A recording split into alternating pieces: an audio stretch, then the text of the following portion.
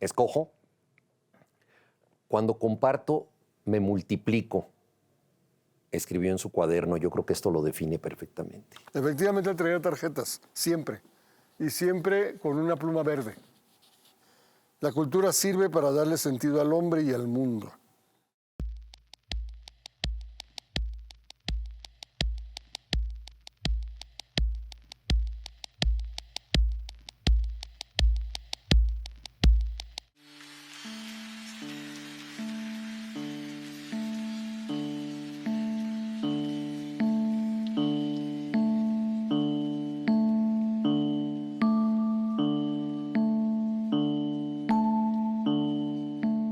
Bueno, de mis primeros recuerdos musicales son en casa de mis padres, que se oía música popular. Agustín Lara, Cole Porter, Gershwin, mis papás bailaban, hacían fiestas, oían música con sus amigos. Y en casa de mis abuelos vivían aquí en la ciudad de Oaxaca, en la calle de Hidalgo y Fiallo, don Fortino Jarquín, de Pinotepa Nacional. Ahí se escuchaba música clásica. Y desde ahí me aficioné a seguir escuchando música popular y música clásica. Bueno, de niños jugábamos mucho, pero más bien él, como te digo, se adentraba más en la música y pues se peleonerillo con el hermano menor. Uno entra a la primaria, va a la secundaria, y cuando ya está uno en secundaria, que ya tiene uno 13 años, pues empieza uno a hacer su vida como uno la quiere. Era codiciado por guapetón, porque realmente era muy guapetón, y muy agradable, pero además bailaba muy bien, y las chilenas de allá. No, pues era el plus que Nacho supiera bailar la chilena, ¿no? Pero en la secundaria Nacho participó en muchas cosas de la secundaria de actividades culturales.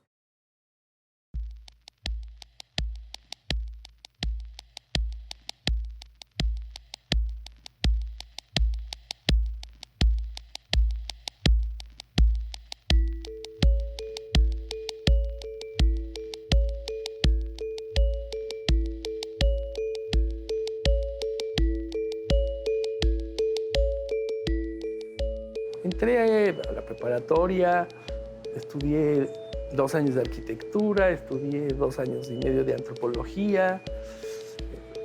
Me atreví a estudiar piano 2 años también, y no era malo, pero no era lo mío, ¿no? Entonces fui descubriendo a lo largo de años y recordando esto que platico de la secundaria, porque eso fue, no fue, estoy seguro que es lo que me ha formado como gestor cultural. Nación. El primer objeto de este lote es un cuaderno de primaria.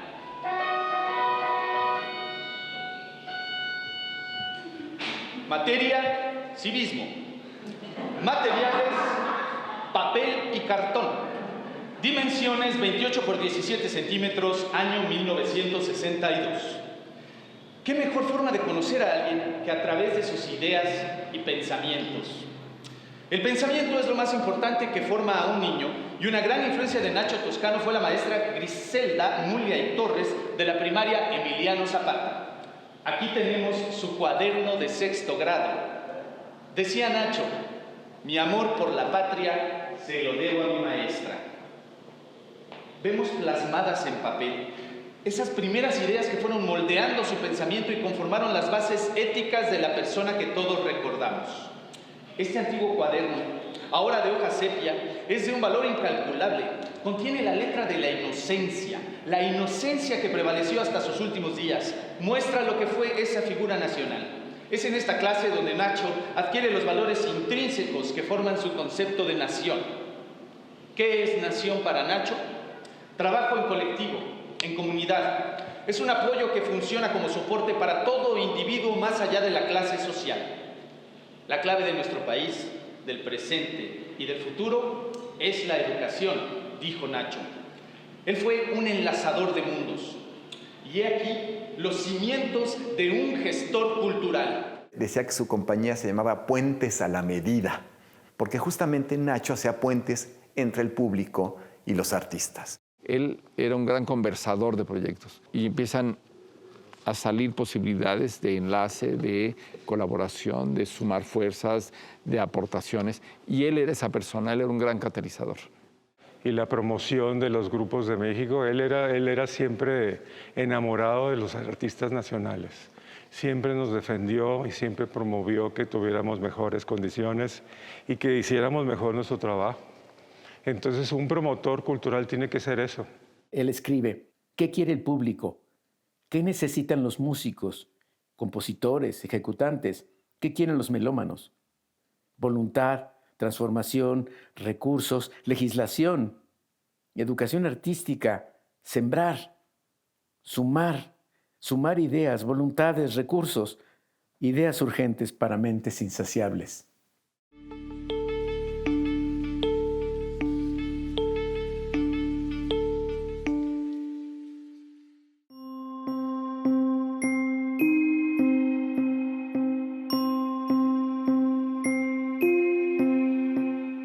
Yo pertenezco a una de las primeras generaciones de la Universidad Autónoma Metropolitana Iztapalapa. Hacia 1976, cuando ingresé a la carrera de Sociología, me encontré con que había un departamento de actividades culturales bastante activo y que constaba en lo fundamental de una sola persona, que era Ignacio Toscano. Desde entonces todos le decíamos Nacho. Él mismo llevaba los carteles a la imprenta, los ponía, los pegaba en las paredes, invitaba personalmente a todos los que podían participar. Yo era el chalán de la oficina y lo digo con mucha satisfacción. Alquilaba los pianos, hacía las notas de los programas, de los conciertos, y fue de esa manera que esa gran escuela me permitió hacer el recorrido completo de todo lo que significa una acción cultural. O sea, no se trata nada más de tener un gran sueño, sino de poderlo ejecutar todos los días. Nos dio oportunidad de trabajar con él, de ir aprendiendo. Era un semillero, digamos casi un laboratorio de creatividad. Trabajo con él cuando estaba en la UAM, en difusión cultural de la UAM Ixtapalapa. Como verás en la fotografía, es un joven, Nacho Toscano en ese momento tendría 30 años. Y él propone que por qué no hacíamos un corte generacional de la cultura mexicana. Se eligieron a los 100 mejores o los 100 artistas más importantes en ese momento. Y hacemos este libro de Sueños Privados, Vigilias Públicas. Una iconografía que muestra la otra cara del artista, la oculta, la que permanece siempre atrás, la que da origen a una serie de sueños privados que tarde o temprano han de convertirse en vigilias de la colectividad. Todo eso es una visión antropológica del arte.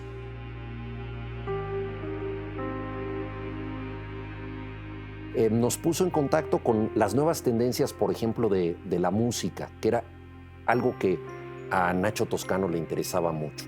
Desde la Universidad Autónoma Metropolitana apoyó al grupo Da Capo, que era un grupo de música nueva, y empezó a apoyar la revista Pauta, dirigida por Mario Lavista. De modo que ese tejido de la cultura, en donde una persona presenta a otra, descubre el talento que alguien no sabía que tenía, era lo que hacía Nacho Toscano. Era un descubridor de talentos y una persona que ponía en circunstancia a los demás para que crearan juntos.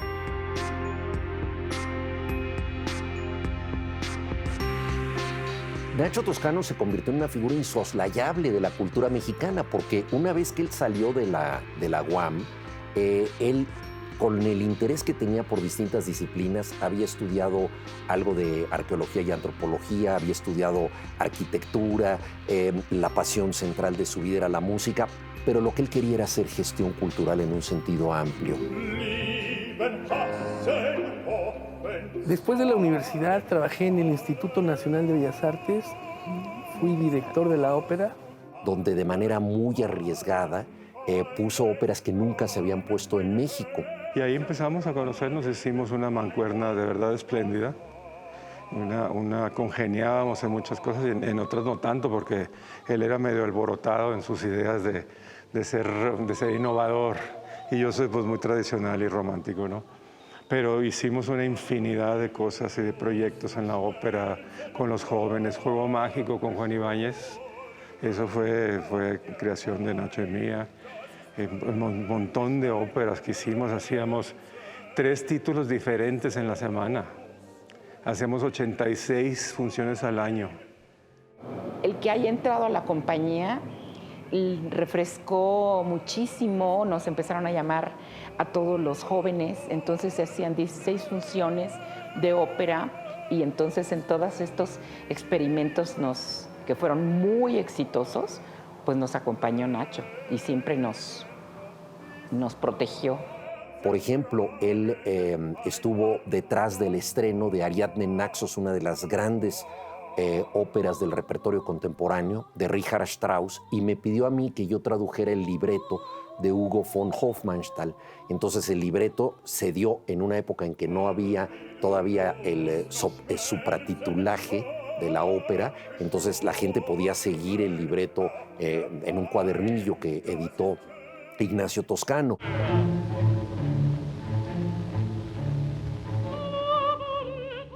Yo me acuerdo muy bien cuando estrenamos Juego Mágico con Juan Ibáñez, que también eso fue muy polémico, muy, muy polémico. Pero ver la reacción de los niños, ahí la gente se tuvo que callar. Ver cómo los niños estaban cantando La Donna Móvil y todo eso, y ver la cara de Nacho que me decía de lejos. Sí.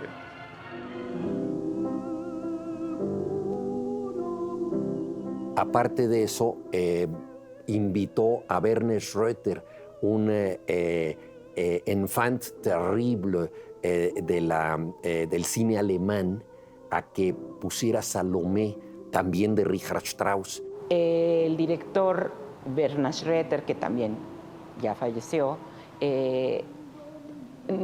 había pedido que hubiera una cantante que supliera a la Catherine Szczecinski en todos los ensayos, porque ella se iba a incorporar a la compañía hasta las funciones, hasta la última semana. Y entonces, bueno, ya llegué, me aprendí como pude el primer acto, obviamente no dormí todo el fin de semana, y me presenté y se fueron dando las semanas y bueno, pues trabajé muchísimo con el maestro. Fue una de las experiencias más que mi profesión me ha dado, más gratas y más, ¿cómo se dice? Fue una locura. Una puesta muy transgresora con desnudo de la cantante María Luisa Tamés. Que desde luego fue un escándalo como tenía que ser, y además una puesta en escena que todo mundo recordamos por las particularidades de ella. Y lo más increíble es que después de la ópera, pues teníamos que cerrar con broche de oro. Entonces nos fuimos una bola como de 50 personas a Ciudad Nezahualcóyotl, a un antro que se llamaba El Espartaco. El espectáculo era de muy buena calidad, pero sí bastante picosón. Y entonces se levanta Werner Schröter, que hablaba perfecto español. Vamos a escuchar esta noche en homenaje a una cantante mexicana. Y yo les digo que esta chica se le apelearía a cualquier teatro en cualquier parte del mundo. Yo me quedé y dije, bueno, pues ya con eso, pues era qué mejor homenaje me podía haber dicho. En honor a ella vamos a escuchar la última escena de Salomé. Y voltea y le dice, Nacho, ¿estás listo? Nacho llevó la pista y voltea al maestro Schröter, Werner Schröter, y me ve, se tira al piso, se levanta la cabellera y la tira para atrás y me dice, y ahora me besas, cabrona.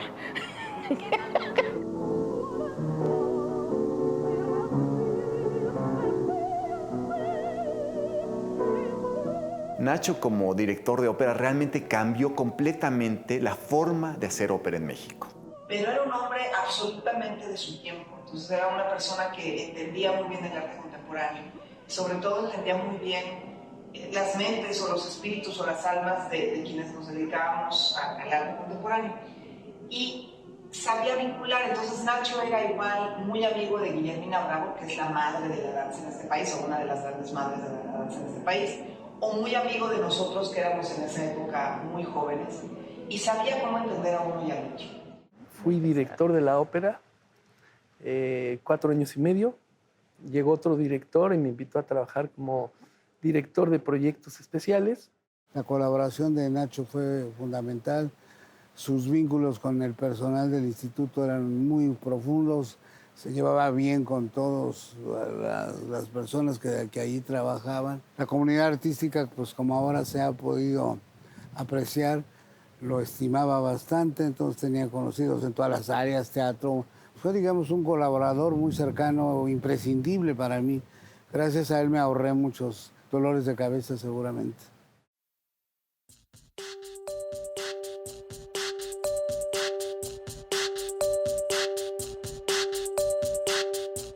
Una característica central de Nacho Toscano es que en todos sus trabajos era el más humilde de los colaboradores, el que primero llegaba, el último que se iba. Si algo estaba sucio, él tomaba un trapo y él lo limpiaba.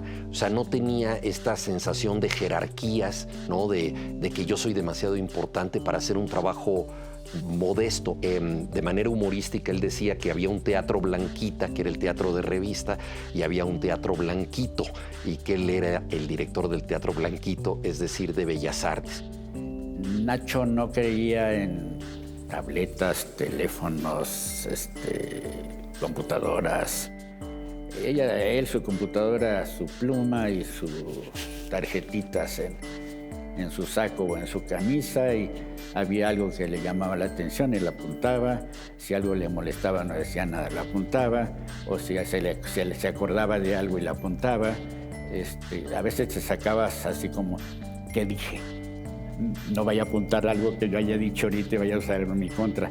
Pero esa era su forma. Y el trabajo fue... Nos encontrábamos constantemente porque su oficina era para el Café del Palacio, ¿no? Cuando remodelaron el palacio, él tuvo a bien que se hiciera una cafetería y era punto de encuentro de todo el mundo, que ahora se extraña, ¿no? Se extraña que al salir de un concierto, la celebración, pues ya no esté eso. Pero sí era un punto interesante esa cafetería donde pues se sentó todo el mundo en esa cafetería a hablar con Nacho y entre ellos, sí. Era lo que hacía Nacho Toscano, era un descubridor de talentos y una persona que ponía en circunstancia a los demás para que crearan juntos. A mí nunca me gustó usar la palabra funcionario, sino siempre me consideré servidor público y me sigo considerando un servidor ahora desde mi trinchera de asociación civil, porque lo que está uno haciendo y con quienes lo está uno haciendo no es para nosotros, ni es para que se quede en un cuarto, en un teatro o en un conciliábulo de exquisitos. Claro. Todo lo que hacemos los gestores, en este caso lo que me corresponde hacer, lo que decidí hacer por voluntad propia, es porque estoy seguro de que lo hago para los demás con muchas intenciones, de que les guste, a lo mejor no les gusta, de que les pueda provocar algo en su corazón, de que me dejen robarles un poquito de su corazón para que yo deposite algo de música. Esos son así puntos claves, ¿no?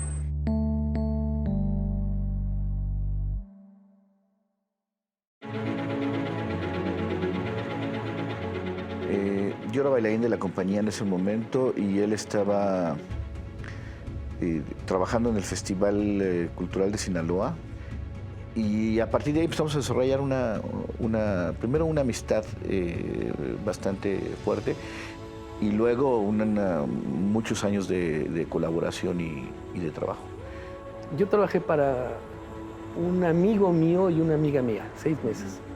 Francisco Labastida Ochoa y María Teresa Uriarte, que son mis amigos desde hace muchos años con los que organicé el Festival Cultural de Sinaloa.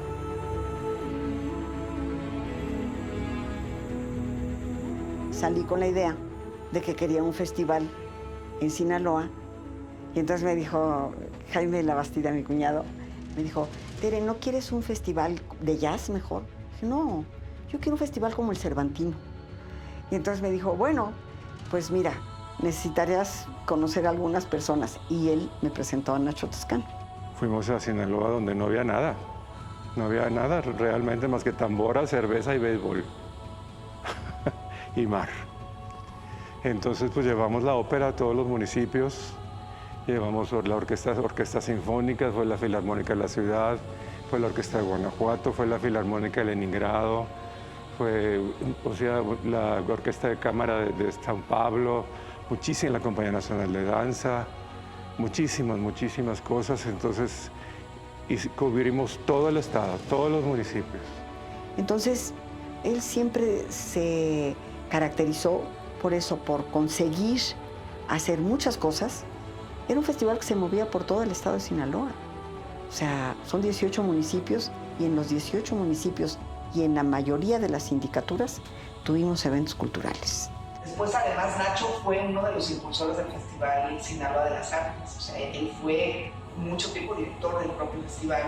Entonces, cuando Delfos se muda a Mazatlán, pues Nacho fue uno de los impulsores también, que nos dijo, sí, váyanse a Sinaloa y váyanse a Mazatlán a hacer una compañía residente del Teatro Ángela Peralta, que es donde estamos ahorita. Ahora ya hay cantantes de ópera que concursan, hay coros en cada ciudad, hay 3 orquestas, hay orquestas de niños, coros de niños, hay una compañía de danza, y todo eso es por el proyecto de Francisco Labastida y su señora, ¿no?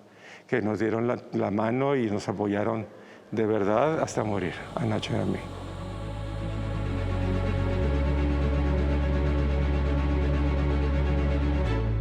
Visión del mundo, ciclo de lo mejor de México.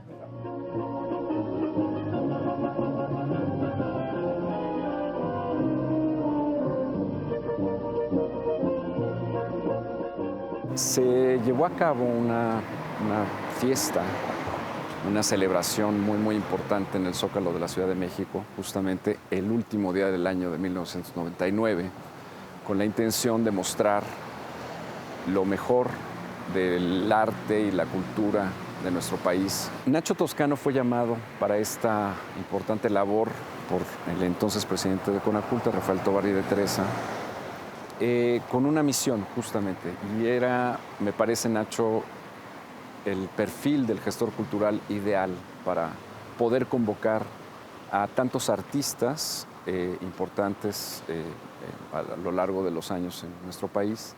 Nacho nos invitó a varias gentes a hacer el milenio en el Zócalo, ¿no? Y a él le tocaba ser el director del proyecto, y entonces a mí me invitó a hacer la parte de la televisión, por ejemplo, a Mario Espinosa, era cuestión de la dirección, y así éramos como muchas gentes, y a partir de ahí, ¿me entiendes? Como que todos nos hicimos muy amigos. Yo como escenógrafo e iluminador, junto con Alejandro Luna, de todo el concepto y la iluminación y producción de todo lo que íbamos a hacer, de todo ese espectáculo. Fue muy impresionante, por un lado, hacer el guión y conocer a tanto artista mexicano, sus proyectos muy específicos, y por otro lado fue una labor de gestión que realizó Nacho increíble, porque fueron reuniones con Estado Mayor Presidencial, fueron unas reuniones donde estaba tanto militar alrededor y se hablaba de cada detalle, del tiempo. Teníamos un guión que tenía que ser preciso porque no podíamos llegar al Año Nuevo tarde, ni antes. Por supuesto, cada país tuvo su fiesta, y entre las muchas cosas que planeó Nacho, y es que había una pantalla en la que se iban proyectando todas las distintas fiestas que ocurrían en el mundo. Y entonces pues la idea era unirnos a una cadena, ¿no?, que tenía, digamos, el Año Nuevo en todo el mundo, ¿no? Entonces empezabas en Alaska, y luego ibas a Moscú, y luego tal y tal y tal y tal. Y el final pues era Nueva York, Los Ángeles y realmente México, ¿no? Ese era como el plato fuerte, era México.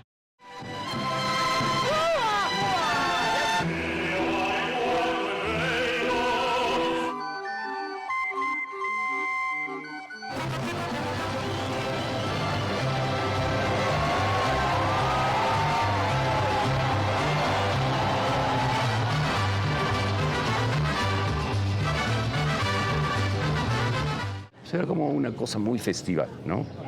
Hasta el mismo día del festejo.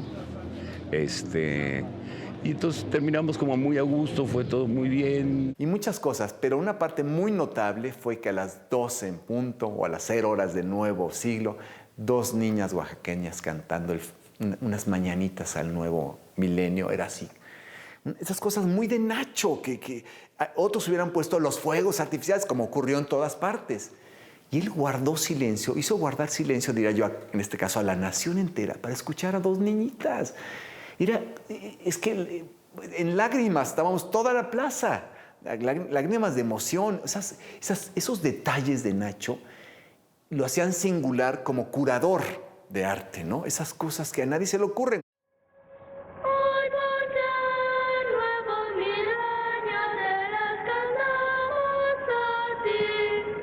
Despierta, mi bien, despierta, mira que ya amaneció. O sea, fue como una fiesta que define mucho a Nacho, en lo que te digo, ¿no? En este ser vital, promotor, ingenioso, moderno. Y con eso es como un ejemplo de lo mucho que en todas partes hacía de esa manera, de entre lo sutil a lo grandilocuente. Y sí, esa fiesta fue una verdadera locura. Ideas urgentes para mentes insaciables.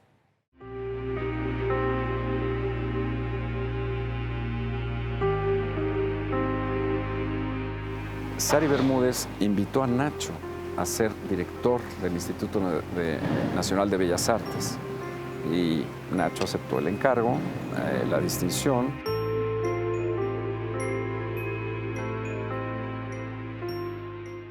Antes de que él tomara la dirección general del INBA, nos reunió a un grupo de amigos y de colaboradores en su casa y nos dijo, a ver, ¿saben ustedes lo que es el INBA? Lo sé perfectamente yo porque había sido el subdirector con Gerardo Estrada durante bastantes años.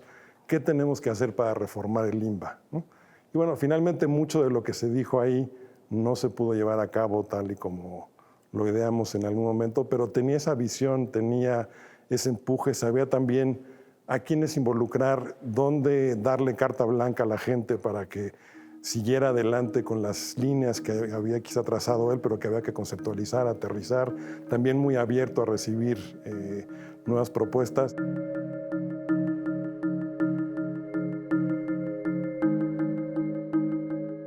Ese documento o esas bases que se estuvieron gestando en este tiempo que he mencionado sirvieron justamente también para poder plantear un programa de trabajo también muy intenso para el Instituto Nacional de Bellas Artes, en donde destacaron pues, el recobrar la dimensión nacional del instituto, el fomentar, digamos, apoyos muy significativos a las comunidades, crear un nuevo festival que mostrara algunos de los elementos de esa política cultural, que fue el Festival Arte 01, que se dio justamente en el Centro Cultural, en el actual Centro Cultural del Bosque, que justamente por iniciativa de Nacho cambió su nombre a un complejo, ahora conocido como Centro Cultural del Bosque. Fueron el punto en el que Nacho logró consolidar de alguna forma todos estos años de reflexión. Nacho estuvo en todos los puestos que hay en Bellas Artes, director de ópera, director de danza, director de esto, director del otro. Cuando llegó a ser director general, había estado en todos lados. Lo conocía a todos lados, todo el mundo lo quería, ¿no? Había hecho bien su trabajo en todos lados, ¿no? No era un tipo que perdiera el tiempo, sabía lo que hacía. En la breve, pero muy contundente estancia en la dirección del Instituto Nacional de Bellas Artes en el año 2001, fundamentalmente. Estuvo, si mal no recuerdo, 1 año y medio en el cargo.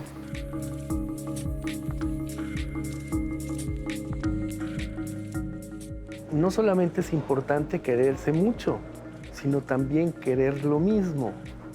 Entonces llegó un momento en que no queríamos lo mismo y decidí separar. Sin quejarse, era un hombre que también tenía esa facultad de no estarse quejando, ¿no? No sé qué, pues así saldrá, ¿me entiendes? Siempre sacaba una tarjetita y anotaba otra posibilidad en lugar de esta y esa. Era un poco esta fantástica característica de Nacho, por la cual creo que todos los que has entrevistado lo recordamos mucho y lo extrañamos mucho, ¿no? Porque pues, era un garbanzo a libra ya, estos tipo de, ¿me entiendes?, de promotores culturales como Nacho, no hay ya, ¿no? Se han ido, se van yendo, ¿no? Me acuerdo muy bien cuando salió de Bellas Artes y me dijo, nadie me quitó nada más que el sueldo. Es decir, yo sigo siendo Nacho Toscano, un gestor cultural, ¿no? Es decir, lo único es que me quitaron la oficina y el sueldo, pero yo sigo siendo el mismo, ¿no? Sigo dedicado a eso, esa es mi vida, la gestión cultural.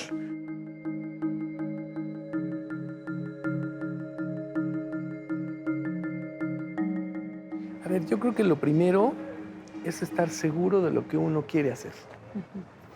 2, tener el conocimiento y lo que no se tiene, adquirirlo. A ver, en cada una de las responsabilidades públicas de cualquier nivel, no todo el mundo tiene la obligación de saber todo. Y me puedo ir desde esta, pasando por esta, y llego a la del señor presidente, ¿eh? En cualquier responsabilidad oficial, lo más importante es rodearse de las gentes que saben y aprender, estar dispuesto a aprender de ellos y aprender de los demás. Si tú pones en un mortero, como se usaban antes en las clases de química, muchos ingredientes, conocimiento, sensibilidad, deseos de aprender, relaciones, también se necesitan muchas relaciones. Hace uno el cóctel y es como uno puede ser, más que líder, diría yo, provocador. Me gusta esa palabra. De sentimientos, de gustos, sí, de pasiones. Si todo esto no se hace con pasión y con conocimiento y con certeza de dónde uno quiere llegar y a dónde quiere uno llegar, sí es muy difícil.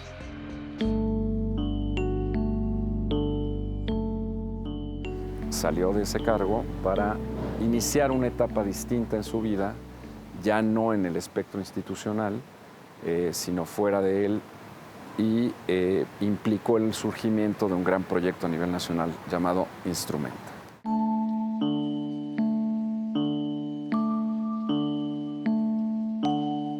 Me fui a una playa a pensar qué iba yo a hacer.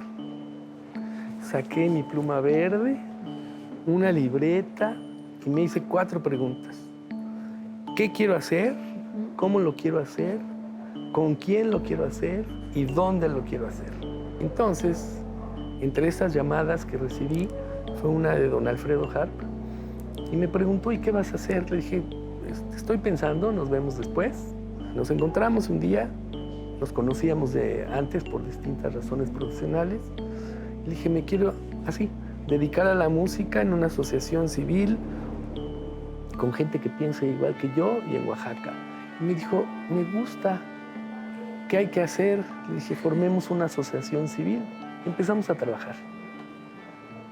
Estoy hablando de 2002. Por supuesto, Alfredo acogió el proyecto con un gran entusiasmo. Le encantó la idea de poder pues musicalizar también de esta manera Oaxaca, pero con músicos extraordinarios que también tenían esta vocación docente para enseñar a los músicos jóvenes.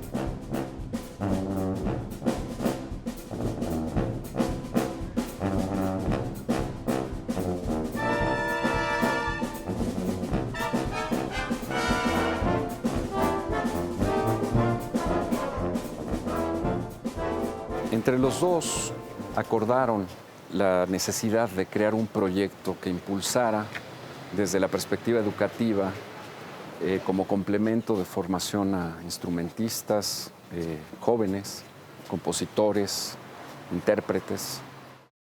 Entonces lo primero que hice fue invitar amigos músicos, ejecutantes, directores de orquesta, compositores en distintas reuniones y les pregunté,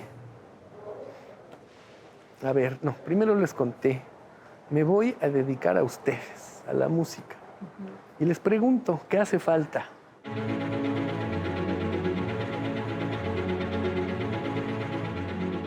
Nacho tenía ciertas visiones que creo que nadie más ha tenido en este país, ¿no? De entrada, de instrumenta, me acuerdo que en esas reuniones empezamos a rebotar ideas y en algún momento les dije, ¿por qué no pensamos en algo similar a lo que pasa en Tanglewood, que es este famoso festival de verano en Estados Unidos que congrega a músicos con figuras importantes del medio para que puedan tener un proceso de aprendizaje? ¿Por qué no pensamos en hacerlo acá? Le encantó la idea, a partir de ese momento empezamos a desarrollarlo.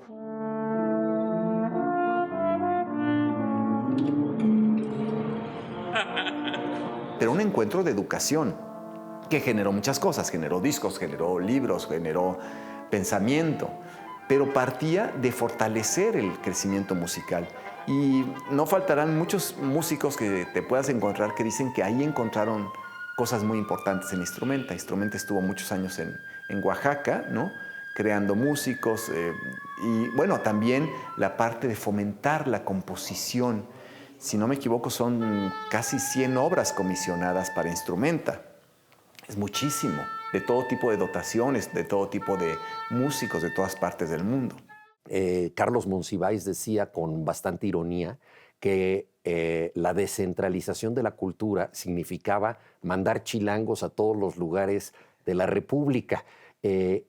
Nacho Toscano quiso revertir esta situación y decidió irse él mismo a Oaxaca para crear un espacio de música nueva ahí.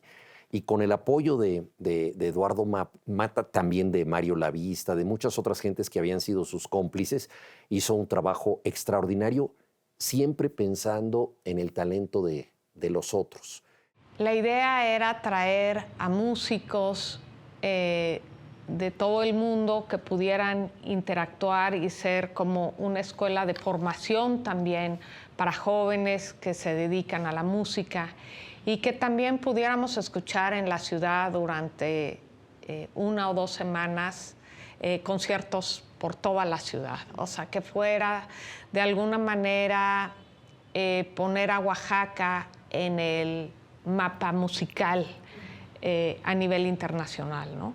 Hay que mencionar que algunos intérpretes como trombonistas, digamos, de la ciudad de Oaxaca, pues han trascendido, digamos, a posiciones muy importantes orquestales en orquestas de Europa y pues muchos de sus vínculos más importantes para llegar a esas posiciones se gestaron, digamos, en la formación que lograron en este proyecto de Instrumenta Oaxaca. Así es que, bueno, creo que también, pues, para Ignacio Toscano, Instrumenta significó, digamos, una parte muy, muy importante de su trayectoria, muy relevante.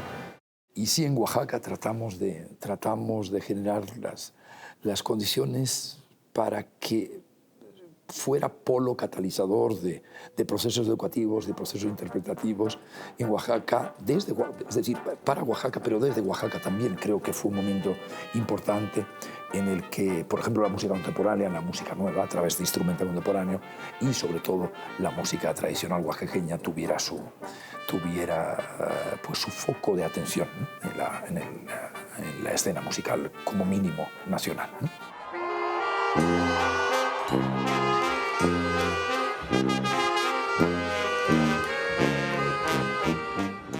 Porque decía que en una comunidad en Oaxaca, de las que hay varias comunidades de músicos excelentes desde niños que tocan los instrumentos, sobre todo de viento, aliento de viento.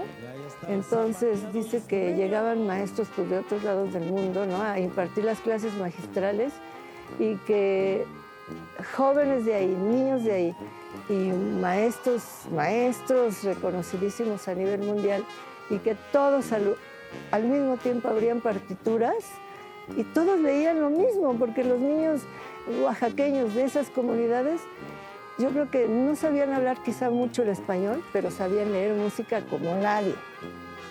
Entonces, eso a mí me acercaba tanto a él, le admiraba yo tanto eso.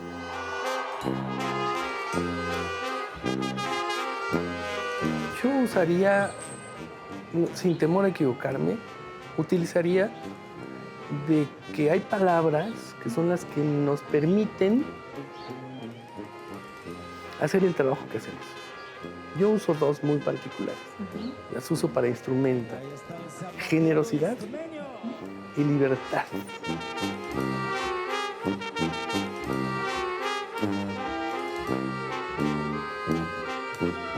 De la tradición a la vanguardia. Sin reclamar créditos para sí mismo, ajeno a las ambiciones políticas y a los dobleces de la grilla, Nacho apoyó a múltiples artistas que recuerdan su generosidad. Muchos relatan que fue el primero en entrar en sus exposiciones, el que por primera vez abrió aquel o este foro, el primer comprador de sus piezas, el primer espectador en las obras o el primero en escuchar alguna de sus sinfonías. Estos sencillos pero significativos actos ayudaron a impulsar y consolidar la trayectoria de muchos artistas.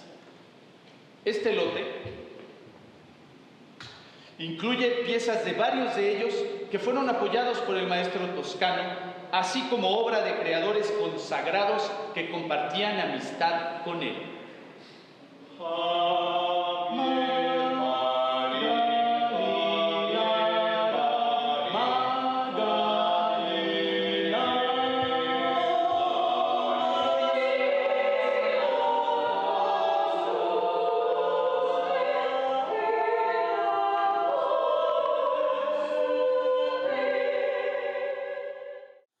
Si cambio mis pensamientos, cambiaré mis actos. Y si cambio mis actos, cambiaré mi vida. Él se autodefinía de una manera lúdica como un experto en generalidades. Y Nacho Toscano pensaba en el arte, que puede fracasar al principio como fracasó la consagración de la primavera cuando se estrenó, pero luego convertirse en un clásico del futuro. Y bueno, de ahí que dedicara toda su vida a la cultura, con todas las dificultades que eso implica en este país. Y bueno, pues él era un convencido de que la cultura era una herramienta para la transformación social y así lo vivió siempre. Siempre escuchando a aquellos que tenían una gran trayectoria, una gran experiencia en las disciplinas. Así es como Nacho formaba sus proyectos y yo creo que lo hacía de una manera muy sensata y sobre todo pues muy eficaz. Esos son algunos de los elementos que creo que él aportó al ámbito de la gestión cultural en nuestro país. Pero lo que más nos llamó la atención fue el propósito del maestro Toscano de jalar gente a la cultura y gente joven. Pero sí, claramente había esa actitud de acoger, de proteger, de alentar a la nueva generación que él veía que venía, ¿no? No tenerle miedo a las nuevas visiones. Creo que eso fue algo muy particular de Nacho que todos hemos apreciado.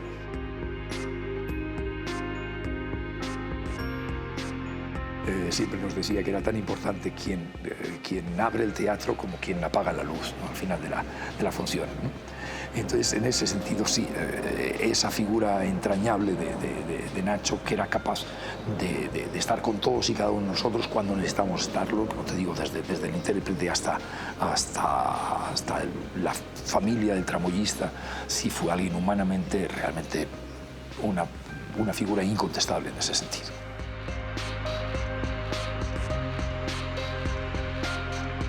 Él decía, yo quisiera nada más que la gente se vaya con un poquito de música. Y yo creo que todos nos fuimos con más que un poquito de música. Un legado que tiene que ver con las instituciones.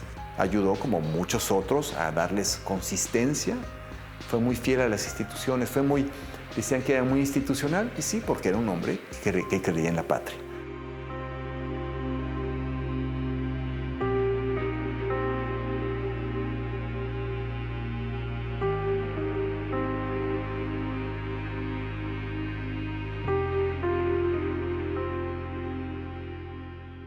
La mente va donde el amor la lleva.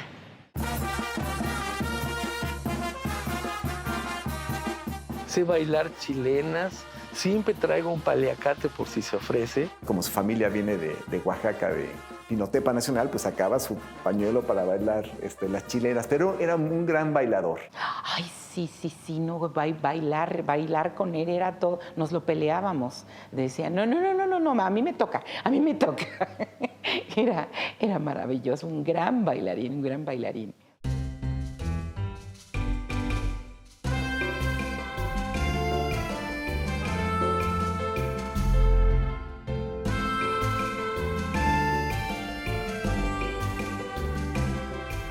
La gran pasión de Nacho era el baile, y los que no sabemos bailar o bailamos cualquier pieza como si fuera la marcha de Zacatecas, teníamos como cómplice a Nacho, porque llegábamos con una pareja y de pronto pues se aburría de lo mal que bailábamos nosotros, pero decimos, ahí está Nacho, por favor relévame, ¿no? Y entonces así también salvó muchos romances, bailando como sustituto de nosotros en muchas fiestas, bodas, todo tipo de festejos.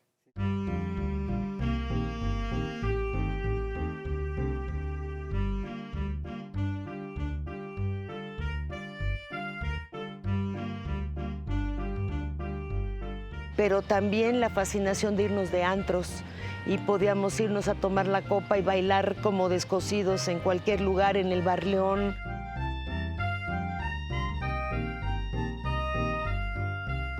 Éramos una fila de mujeres peleándonos por bailar con él.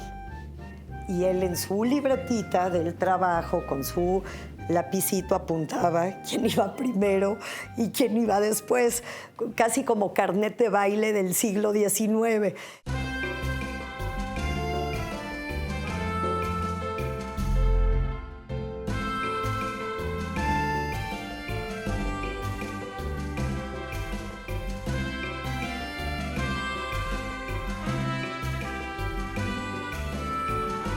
Desde esposas de expresidentes, una Miss Universo, las cuidadoras de los salones de baile y todas sus amigas hacían fila por bailar con él.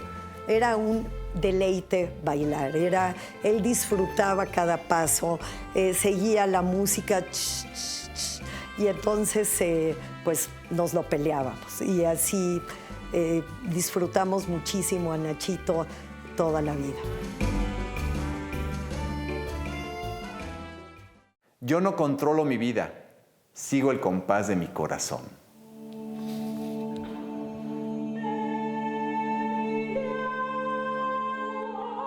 Bien interesante porque este proyecto que hicimos del Gabinete del Maestro Toscano, por supuesto que es un homenaje a Nacho bien merecido, pero también es homenaje al gestor, al promotor cultural, que el público no se entera quién es. Uno ves una exposición, una obra de teatro, y no te imaginas como público que hay una figura importantísima, que es quien tuvo la visión, quien se le ocurrió planear y quien hace un montón de cosas para que eso suceda.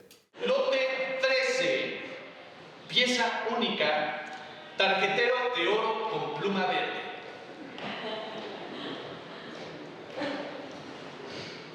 Nacho tenía afición por las tarjetas. Siempre cargaba una en el bolsillo de sus camisas y apuntaba cualquier variedad de pensamientos, desde los más profundos hasta los más triviales, siempre con su característica pluma verde. Eran tarjetas, tarjetas y más tarjetas. ¿Y qué podemos encontrar en esta singular pieza a la venta? Extractos de las frases subrayadas en sus libros, inspiraciones, proyectos, teléfonos, nombres de artistas, pendientes, reflexiones, cuentas, lugares por descubrir y mucho más. Podemos notar que algunas frases son suyas y otras son prestadas, donde resalta la educación, el arte y el sentido de comunidad. Palabras constantes como asombro,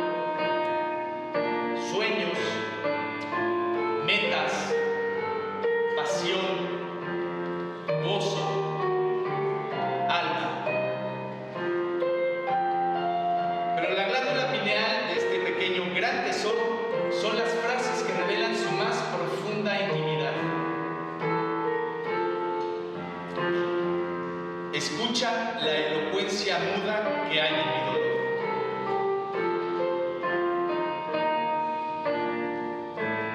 Me están ardiendo los labios de tanto pensar en ti.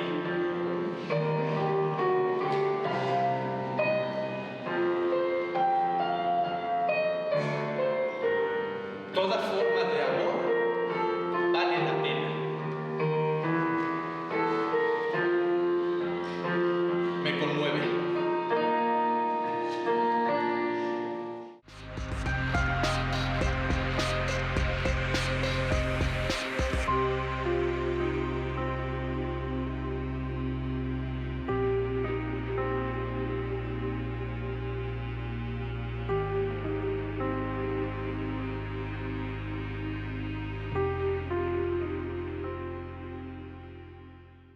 El encuentro con la luz, el color, la inteligencia y la amistad que no desaparece nunca. Sí, cuando regresó de Sevilla, después de triunfar en el Loti, fui al aeropuerto y, claro, le cargué las maletas. Y de repente noté que una mano tomó mi maleta y se fue conmigo. Y cuando volteé, era Nacho Toscano. Fue la primera vez que lo vi en mi vida y su presencia de ahí en adelante, porque él lo decidió, fue volvernos amigos entrañables. Digamos que de todo lo que Nacho aportó en mi vida profesional, creo que eso fue como algo que solo él podía entender, porque nos quería mucho a mi padre y a mí, era amigo de los dos. Entonces, bueno, fue una relación sobre todo de impulso. Nacho a mí me impulsó personalmente en la danza, y no solo a mí, o sea, a toda la comunidad de la danza. Nacho la impulsó constantemente con múltiples proyectos. Una relación muy larga, muy afectiva, con mucho cariño, de gran respeto profesional y humano en ambas partes. Puedo decirte que Nacho particularmente me marcó como músico, me marcó como persona. Nacho fue una de esas personas que confió y que me abrió la puerta y me arropó. Es decir, no me abandonó, no me dijo, pues ahí está, y hazlo como puedas. Y es algo que yo trato de agradecer cotidianamente en lo que hago todos los días. No sé si lo hago igual o si lo hago bien, pero trato de eso, de abrir puertas y arropar a la gente a la que le abro la puerta. Nacho fue eso para mí, fue una fortuna en mi vida y en mi carrera. También asesorando el proyecto del nuevo espacio cultural Álvaro Carrillo, que se inauguró en Oaxaca en diciembre. El gran impulsor de ese proyecto fue Nacho. De hecho, ahí afortunadamente se le hizo un homenaje y hay una plaza que lleva su nombre. Plaza Nacho Toscano. Esta plaza rinde homenaje a Ignacio Toscano, 1951-2020, sobresaliente, audaz y querido gestor cultural, quien realizó significativos proyectos en todo el país, en especial para el estado de Oaxaca, siendo clave para la realización del Centro Cultural Álvaro Carrillo.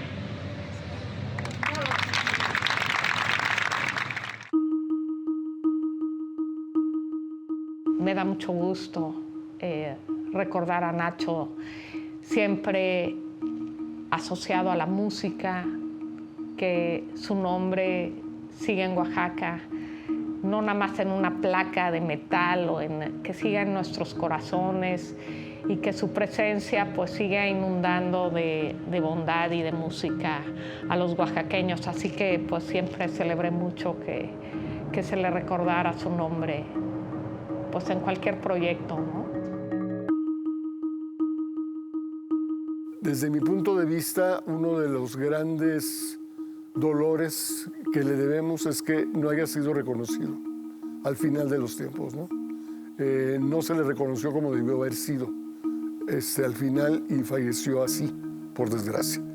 querido Nacho, hasta donde estés, yo te mando todo mi agradecimiento y tu paciencia. Fuiste para mí siempre un líder y siempre, a pesar de que me alborotaba, te respeté, porque sé que tus intenciones siempre fueron buenas.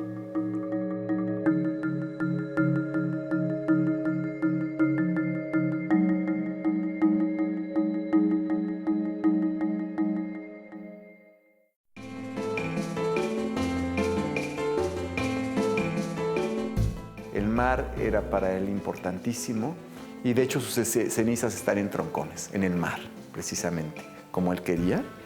Y ahí enfrente del tronco que se ve en la foto, que se subasta en el gabinete del maestro Toscano, ahí fueron esparcidas sus cenizas, porque si el mar lo ponía a una frecuencia, ahí iba a curar sus penas, iba a inspirar.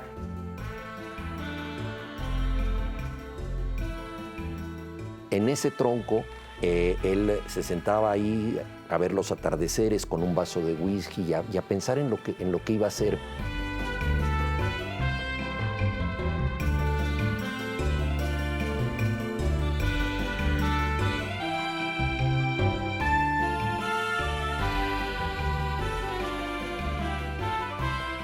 Me lo dijo el mar, es bastante sencillo.